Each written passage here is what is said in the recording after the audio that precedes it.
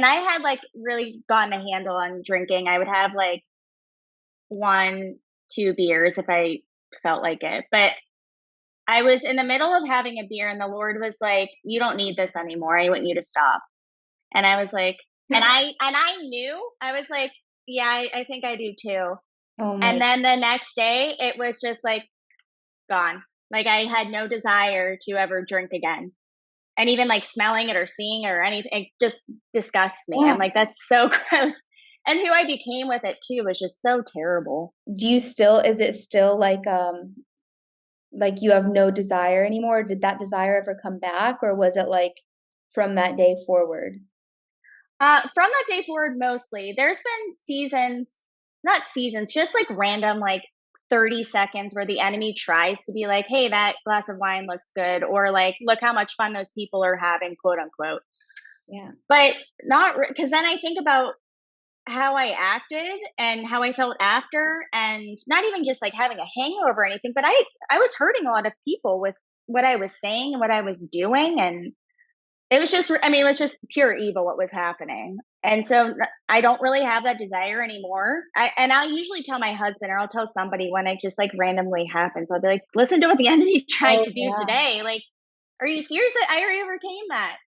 Oh my goodness. It's actually crazy. Like, I feel like this podcast is perfectly timed in my life too to be here and to be talking to you about this, because it's something I've definitely struggled with my whole life as well. And I come from addicted parents, and I was the same way, where it was almost like I never felt buzzed. I never felt buzzed. I never felt buzzed, and then it's like boom, blacked out.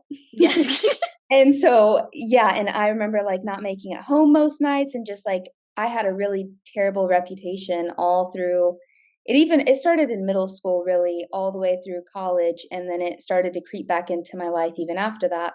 Mm, And so I never, like, cold turkey, like, decided to go completely sober, but after I was saved, so I was saved in, like, a really, like, radical way where, like, I knew that my whole life before was bad, and I knew that I couldn't open portals to demons because I saw a demon, so I became very afraid of opening portals in any way to demons, and I knew that substance abuse was one of those ways that we let mm, demons in.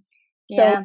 all my friends would smoke weed and drink, and I would still, like, dabble here and there. It was like I went cold turkey, I stopped doing everything, and then a few months go by, and then I noticed I started dabbling again. And this was Mm, after I was saved, and it was the same kind of feeling where, the Lord was telling me, like, "You don't need this anymore," kinda like what you said, and where it wouldn't even feel good. Like, in the past, it would feel good, but then at this point, after I was saved and after I knew the love and fulfillment of the Lord, it was like I would dabble with this stuff and it would feel so empty and so just like, ugh, like heavy. mhm, Like it used to feel like something I could, because I had a hard time making friends too.